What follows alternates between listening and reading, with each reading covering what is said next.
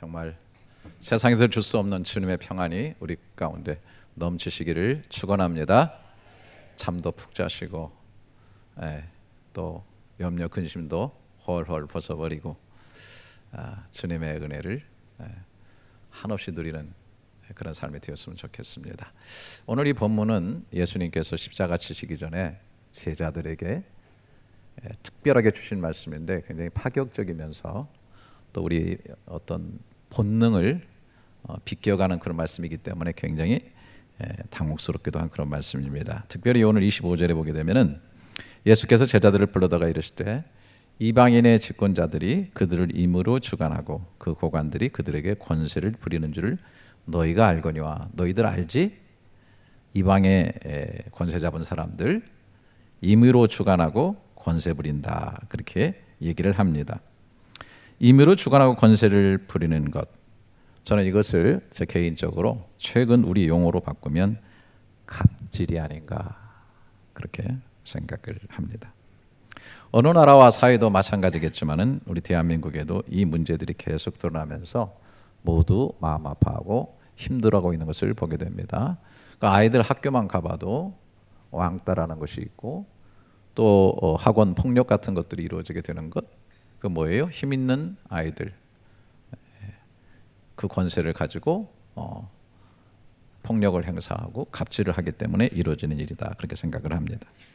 여러분 아시죠? 전 정권의 많은 사람들이 또 큰 기업의 CEO들이 주어진 권세를 잘못 사용했다는 이유 때문에 감옥에 들어가고 있고 또 지금도 계속 들어가고 있는 것을 보게 됩니다. 여러분 최근에는 미투 운동이 확산이 되고 있습니다. 시작은 미국 헐리우드의 유명 영화 제작자이고 배우기도 한 하비 웨인스타인의 성추문을 폭로한 사건 이후에 영화배우 알리사 밀라노가 2017년 10월 15일부터 처음 제안하면서 시작이 됐습니다. 성범죄를 당한 당사자들이 나도 피해자다, 미투라고 글을 쓴다면 주변에 많은 그 피해자들에게 경각심을 불러 일을 수 있다는 것입니다. 그래서 이 캠페인을 제안한 지 24시간 만에 50만 명이 넘는 사람들이 리트윗을 해서 지지를 표명했고 8만 명이 넘는 사람들이 미투 해시태그를 달아서 자신의 성폭행 경험담을 폭로했습니다. 충격적인 것은 미국의 체조 금메달리스트인 메케일라 마루니가 미투 캠페인에 참여하면서 그의 팀 닥터였던 레리 나사로 박사에게 13살부터 성추행을 당해온 사실을 고백하면서 파장이 커졌죠. 이 레리 나사르는 30년 동안 156명의 체조 선수들을 성추행 또 성폭행을 해왔는데 그중에 첼시라는 그 선수도 지속적으로 성추행을 당했고 그것으로 인해서 10년 전에 자살까지 하게 되었습니다. 이번에야 이 사건이 드러나면서 그는 징역 175년을 선고받았어요. 놀라운 일이죠. 국내에서는 법조계에서 먼저 일어났습니다. 올해 들어와 1월에 서지현 창원지검 통영지청 검사가 안태근 전 법무부 국장의 성추행을 폭로한 것을 계기로 미투 운동이 본격적으로 전개됐는데요. 이것이 문학계, 또 연극계, 문화예술계까지 번지면서 큰 파문을 일으키고 있고 그렇게 존경받던 사람들이 하루아침에 추락을 해가지고서 정말 괴물처럼 느껴지게 되는 그런 역사가 이루어지고 있습니다. 이제는 종교계로 퍼져나가고 있는데 천주교에 지금 시작이 되었고 앞으로는 불교, 개신교로도 나가게 될 것으로 보여지게 됩니다. 이 성추행, 성폭행의 내용을 자세히 들여다보면은 거기에는 대부분 갑질이 있는 것이 보여지게 됩니다.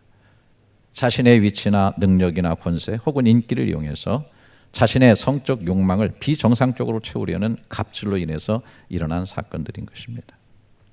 문제는 자신의 권세를 가지고 자신의 개인적인 욕망 채우려고 하는 것, 그런데 당하는 사람의 입장에서 보게 되면은 너무나 괴롭고 힘든 시간을 보내야만 한다고 하는 사실입니다. 이 남자들의 세계에서는 저도 어렸을 때 보게 되면은 뭐 성추행하고 성폭행하고 이런 것들을 자랑 삼아 얘기하는 사람도 있어요. 너무나 수치스러운 일입니다. 당하는 사람의 괴로움을 생각해 봐야죠. 제가 성경을 읽다 보면은 이렇게 툭 그 구절들이 튀어오르고 가슴을 치는 그런 구절들이 가끔 있는데요.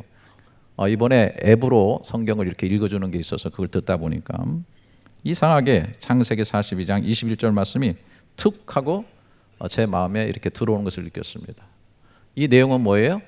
형들에 의해서 애굽에 팔려간 요셉이 애굽의 총리가 되는데 반대로 온 나라에 기근이 들어서 그 형들이 곡물을 구하려고 그 애굽에 갔다가 요셉을 만나는데 요셉은 아직까지 정체를 숨기고 있어요. 그러면서 압박을 가하게 됩니다. 여러 가지로.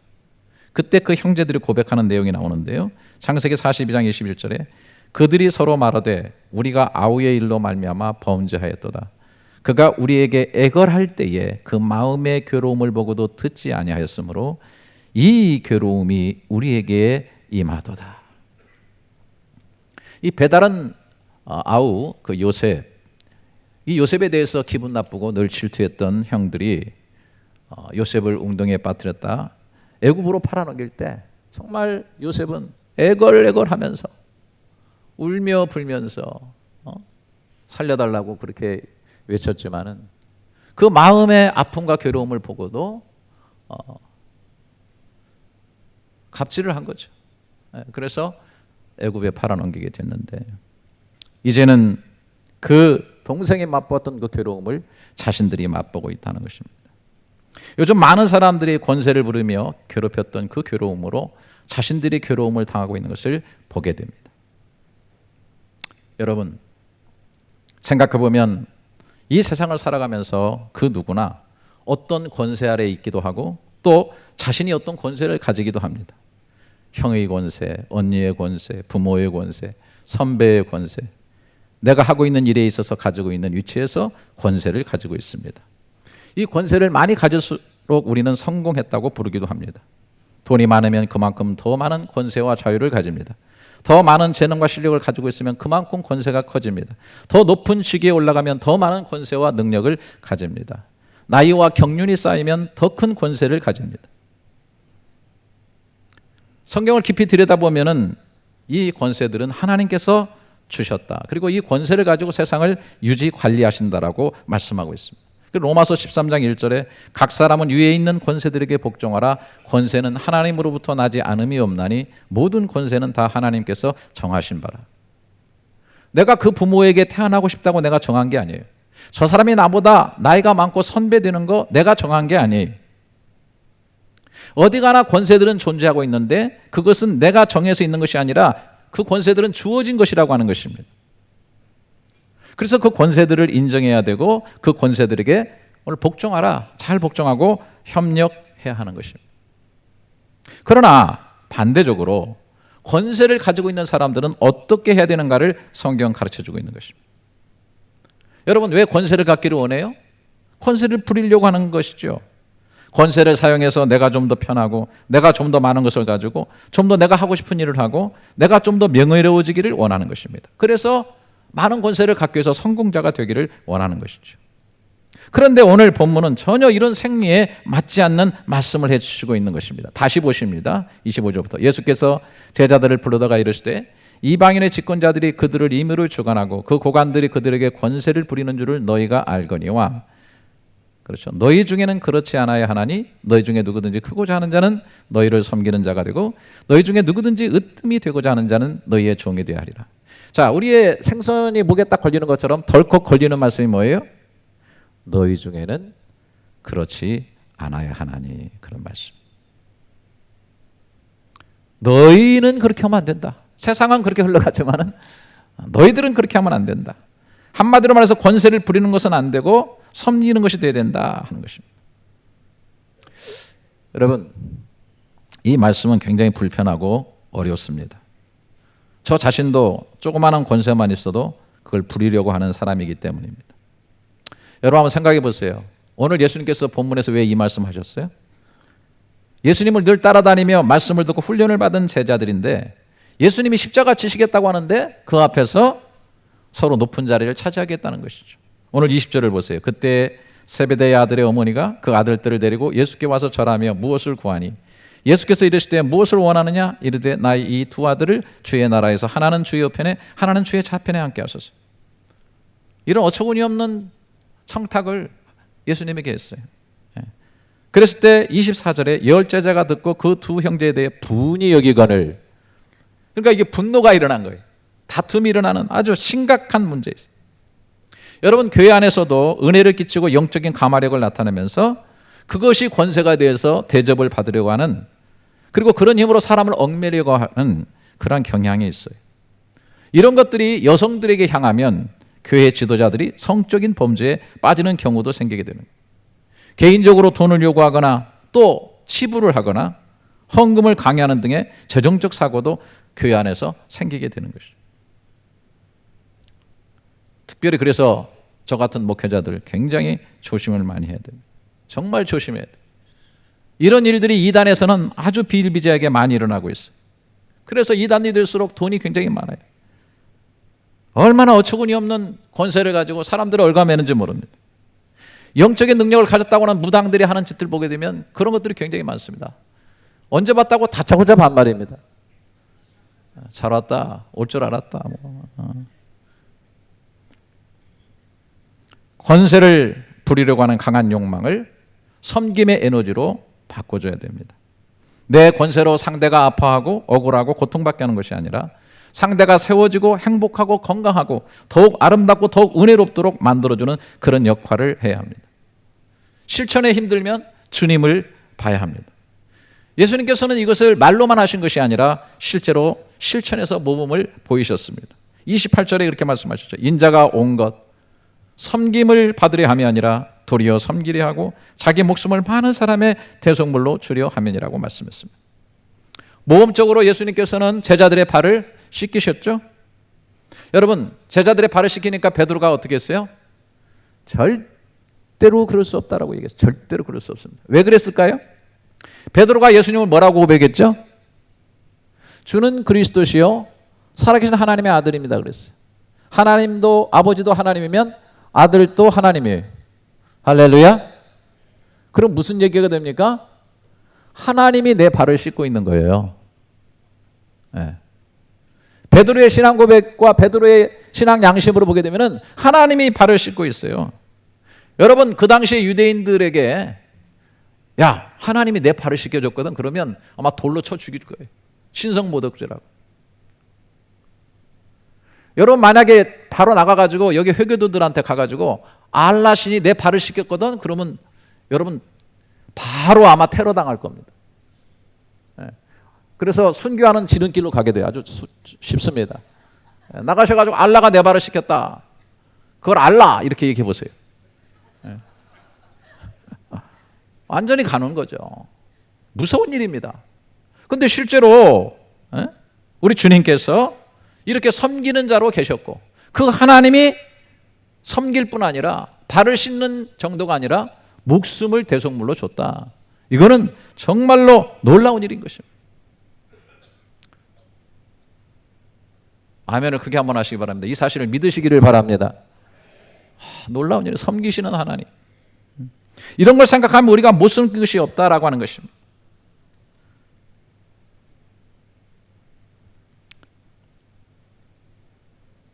오늘 특별히 주님께서 이렇게 말씀하셨습니다. 너희 중에 크고자 하는 자는 섬기는 자가 되고 너희 중에 누구든지 으뜸이 되고자 하는 자는 너희 종이 되어야 하리라. 여러분, 근본적으로는 크고자 하고 으뜸이 되고자 하는 것 자체가 좀 문제가 될 가능성이 있습니다. 하지만 주님께서 강조하시는 바는 우리가 정말 섬기는 자가 되고 우리가 정말 복종하며 다른 사람에게 종이 되어주는 일을 하게 된다면 너는 분명히 으뜸이 되어지고 크게 되는 존재가 될 것이라고 말하고 있는 것입니다. 우리도 모르는 사이에 진정한 의미에 있어서의 리더가 된다라고 하는 것입니다. 그래서 어떤 면에서 섬김은 바로 나눔과 같아요. 섬김과 나눔은 그것을 하는 사람도 복되게 하지만 받는 사람도 복이 되게 하지만 하는 사람을 더욱 복되게 한다는 것입니다. 그래서 리치 네이션 비냐드 콜럼버스 담임 목사님은 섬김에 대해서 이렇게 말했어요. 섬기는 것은 다른 사람을 돕는 것만이 아니라 섬기는 사람을 축복하는 것이다. 다른 사람을 도울 때 우리는 단지 다른 사람이 잘 되도록 돕는 것만이 아니라 우리 자신을 또한 축복하는 것이라고 얘기를 했습니다. 그러면서 쭉 구체적인 내용들을 많이 얘기를 했는데요. 섬기는 것이 어떻게 섬기는 자를 축복하게 하는가? 섬김은 섬기는 자의 자신감을 키워준다는 것입니다. 교회나 지역사회에서 다른 사람을 위해서 좋은 일을 하면서 섬기는 삶을 살 때 자연스럽게 성취감을 경험하게 된다. 그래서 자기 자신의 그 정체성에 대해서 굉장히 확고하게 세워지게 되고, 그래서 미래에 대해서 긍정적인 관점을 가질 수 있게 된다고 하는 것입니다. 또 섬김은 우울증을 이기게 한다고 하는 것입니다. 우울증의 가장 위험한 요소는 외로움, 고립감입니다. 고립되었다, 단절됐다는 것입니다. 그런데 이렇게 섬기는 사람들은 지속적으로 다른 사람들을 만나게 되어 있습니다. 그러면서 다른 사람을 도와서 그 사람이 행복해하는 것을 바라보게 될 때 우리의 기분이 향상되어지고 스트레스나 불안이 줄어들게 된다고 하는 것입니다. 뿐만 아니라 섬기면 섬기는 사람으로 하여금 육체적으로 건강하게 만들어준다고 하는 것입니다. 그래서 목사님은 말합니다. 봉사활동은 어떤 나이에도 좋고 특히 노인들에게 이 봉사활동, 섬김은 너무 좋은 것이다. 그래서 연구에 따르면 봉사하는 사람들은 하지 않는 사람들에 비해 낮은 사망률을 보인다고 하는 것입니다. 봉사는 만성적인 고통의 징후들을 약화시키고 심장병을 줄여주는 것으로 나타났다고 하는 것입니다. 또한 섬김은 우리를 행복하게 해준다고 하는 것입니다. 이 런던 스쿨의 경제학과 리서치에서 여러분 한 달에 한 번씩 봉사활동을 하는 사람들은 행복지수가 7% 올라갔고 2주 혹은 4주에 한 번씩 봉사하는 사람들은 12%, 그리고 매주 봉사하는 사람들은 16%가 매우 행복하다고 응답을 했다고 하는 것입니다. 실제적으로 계산해 보면 연 2만 불을 받는 소득자가 나중에는 7만 5천 불에서 10만 달러를 받는 정도의 그 느낌을 섬기고 봉사하면서 가질 수가 있다라고 하는 것입니다. 그래서 결국은 주라 그러면 받을 것이요 라고 하신 그 주님의 말씀이 섬김 속에서도 이루어지고 있다라고 하는 것입니다. 섬기는 자가 높아지게 되고 섬기는 자가 행복하게 되죠. 섬기는 자가 건강하게 되죠. 아멘 할 때까지. 섬기는 자가 은혜 받게 되고 섬기는 자가 진정한 성공자가 된다라고 하는 거예요. 특히 우리 믿는 사람들의 성공 너머에는 섬김이 있습니다. 그러니까 우리 믿는 사람들의 최종 라스트 골은 성공이 아닙니다. 성공을 왜 하려고 합니까? 우리 예수 믿는 사람들은 목표가 더 있어요. 그 위에 뭐예요? 이것을 통해서 하나님의 아름다운 영향력, 예수 그리스도의 선하신 영향력을 사람들에게 미치려고 하는 것이, 그래서 그 너머에는 섬김이라는 것이 존재하고 있다고 하는, 성공 너머 섬김인 것입니다. 그런데 여러분, 저도 이제 자신을 반성하면서 정말 성공 넘어 섬김의 삶을 사는 사람, 진정한 주님이 원하시는 그런 리더, 그런 사람들은 어떤 사람일까 측정해 볼 수가 있어요. 자, 만약에 여러분 주변을 살펴가지고 그 사람과 같이 있으면, 잘 들으세요, 굉장히 자유를 느낍니다. 그 사람과 같이 있으면 왠지 성장하고 많이 성숙해지는 것을 느낍니다. 그리고 그 사람하고 같이 있으면 하나님과 가까워지는 것을 느끼고 더 기쁨이 충만한 그런 상태로 들어갑니다. 그러면 그 사람은 섬김이 있는 리더예요. 측정해 볼 수 있어요. 그러면 내가 내 삶을 살아갈 때 단순히 어떤 일의 성공자가 아니라, 내가 뭐 열린연합교회 담임 목사가 아니라 어떤 사람들이 나를 만나서 이 얘기를 나누면 영혼이 자유로워지고 왠지 많은 것을 배우고 성숙하고 성장해지고 더 하나님께 가까이 끌려가게 되어지고 더 기쁨이 넘치는 그런 것이 된다고 한다면 저는 정말 진정한 리더가 되는. 그 여러분들은 어떠신지 한번 살펴보시기를 바랍니다. 이 페이스북이 아주 안 좋아가지고 저는 그냥 안 쳐다볼 때도 있는데, 어떤 때는 가끔 그 진흙에서 보석을 발견하듯이 좋은 글들이 올라올 때가 있는데, 섬김에 대해서 아주 실제적이고 신앙적인 글이 있어서 아주 길어요. 그 제가 읽는 동안에 기절하지 마시고 한번 들어보시기 바랍니다. 아주 길어요. 지루하고 반복적인데 아주 지루해요. 그래도 들어보시기 바랍니다. 사람들이 내게 어떻게 대하느냐에 관심하지 말고 내가 사람들에게 뭘 어떻게 해줘야 할 것인지에 관심하라. 그것은 결국 자신의 유익으로 돌아올 것이다. 그러나 한 가지 명심할 사실은 사람들은 모두 죄인이며 이기적이어서 스스로 행하기보다는 그런 나를 기대하고 이용할 때도 많을 것이라고 하는 점이다. 아주 실제적이죠. 또한 그들은 내가 베푼 만큼 베풀지 않으며 내가 본을 보이는 대로 따라하지 않는다. 그러니 사람들을 기대하지 말라. 소수의 양심적인 사람들만이 약간의 보답을 행할 뿐이다. 사람들은 자신에게 집중되어 있다. 그나마 남이 하는 만큼 행하는 사람은 양심적인 편이다. 비록 원하지 않아도 말이다. 그러나 대개는 거기에 미치지 못한다. 어떤 사람들은 섬겨놓고 서운하다. 나는 이렇게 했는데 저 사람, 그것도 갑질인 줄 믿으시기 바랍니다. 갑질의 다른 종류예요. 베푼 사람들은 항상 베풀려 하고 받는 사람들은 항상 받아도 표현하지 않는다. 본래 베푸는 것으로 만족하는 기질이 있고 받는 것으로 만족하는 기질이 있다. 본래 그러는 것이니 실망하지 말라. 오히려 문제는 양심이나 선을 지나치게 추구하는 나머지 분에 지나도록 행하거나 자신의 본래 모습을 떠나 사람들에게, 그러니까 섬김도 그냥 굉장히 마음의 부담 지나치게 갖고 그 다음에 분수 이상으로 막 하고, 특히 사람에게 보이려고 하는 것은 굉장히 잘못된 것이라는 것이죠. 자신을 부인하는 것은 자기 원대로 살려고 하지 않고 그리스도의 말씀을 따르는 것이다. 자기 원대로 살지 않고 그리스도처럼 섬기며 사는 삶이다. 섬길 때에 보상받기를 기대하지 말라. 그들은 늘 섬김을 받다가 늘 섬겨주는 당신이 없을 때에야 비로소 섬겨주었던 당신을 추억하며 섬기기도 하고 그대로이기도 하다. 사람의 섬김은 본래의 기질에서 나오는 것이거니와 목적을 가지고 보이기 위한 것이 있다.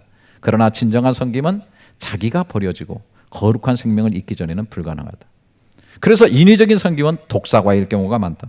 보상을 기대하기 때문이다. 그러니 받으려고만 하지 말고 적당한 선에서 응답해야 할 것도 잊지 말라.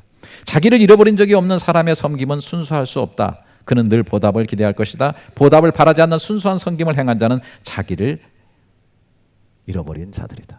십자가에서 자기를 잃어버린. 그래서 이런 면에서 보게 되면은 사랑하시는 여러분, 자식들한테 너무 뭘 기대하고 나는 이렇게 해준데 너는 왜 이렇게 하냐, 갑질인 줄 믿으시기 바랍니다. 내가 너를 어떻게 키웠는데, 이런 거. 그러니 항상 받기만 하지 말고 받는 대로 돌려주는 것을 원칙으로 삼으라. 그래도 잘하는 것이 아니며 상식에 해당하는 마땅한 일이다. 만일 줄 것이 없으면 받기만 해도 된다. 줄 것이 없다고 받기를 또 거절하지 말라. 받을 수 있을 때는 무한정 받아라. 그렇지 않고 부담스러워 거절하면 당신은 베푸는 사람이 되지 못할 것이다. 받을 줄 아는 사람이 베풀 줄다. 베드로의 발을 예수님이 시키셨을 때 받아들여야 되는 거예요. 하나님의 사랑을, 섬김을, 저와 여러분 하나님의 섬김을 받으시기를 주님의 이름으로 축원합니다. 사랑은 받아야 돼요. 주지도 않고 받지도 않는 사람은 경계하라. 그는 간섭받고 싶지 않고 다른 자기만의 감옥에서 사는 사람이며, 중요하죠. 자신이 생각이 많고 자기를 옳게 보이려 함으로 타인의 실수를 용납하려 않을 것이다. 그는 자기 사랑에 강하여 실수 없이 행하려 한다. 그것은 다른 사람의 비난이나 지적을 두려워하기 때문이다. 이미 그 때문에 많은 상처가 있기 때문이다. 사람은 자신에 대해서 알아야 한다. 자신이 죄인으로 탄생했으니 죄를 짓게 되고 바르게 살려고 해도 실수할 때가 있으며 온전치 않기 때문에 남에게 피해 입힐 수도 있음을 알아야 된다. 그런 자신에 대한 너그러움이 있어야 다른 사람의 죄에 대해서도 자비를 베풀 수 있는 것이다. 그렇다 해도 바르게 사는 것이 아니다. 단지 사람을 이해하는 것에 불과하다. 다른 사람이 자기를 어떻게 보느냐에 대한 관심을 버리고 다른 사람에 대한 필요에 관심하라. 그리고 그들의 보답을 조금도 기대하지 말라. 그에 따라 당신의 삶이 바뀌게 될 것이다. 그러나 사람은 의외로 복잡함을 기억하라. 굉장히 길이 복잡해, 이 사람 자체가. 때로는 필요를 채워주는 일이, 때로는 냉정함과 책망과 질책이 사랑과 섬김이 되는 때도 많다. 사람은 약할 뿐 아니라 이기와 탐욕이 그 본성이기 때문이다. 만일 당신이 그리스도처럼 사람들을 섬기고자 한다면 자신의 죄인됨과 십자가의 죽음을 통해 자기를 잃어버린 것과 그를 통해 그리스도의 생명을 입어야 할 것이다. 마지막입니다. 진정한 섬김을 모른다면 인생으로 세상에 와서 마땅히 알아야 할 것을 알지 못하고 어둠 속에 살다가 생을 마감하게 될 것이다. 당신에게 빛이 있기를 바란다.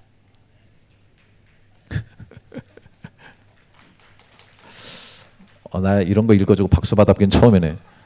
페이스북으로 앞으로는 더 잘 보도록 노력을 하겠습니다. 저도 오늘 말씀드릴까 합니다. 사랑하시는 여러분, 진정 성공 넘어 섬김의 삶이 되기를 축원합니다. 우리의 자녀들의 목표가 성공자를 넘어서 섬김의 사람으로 자라기를 축복합니다. 갑질이 정말 없어지고 긍휼과 사랑의 풍성한 대한민국, 우리 열린연합교회 그리고 우리의 가족과 공동체가 되어지기를 기도합니다.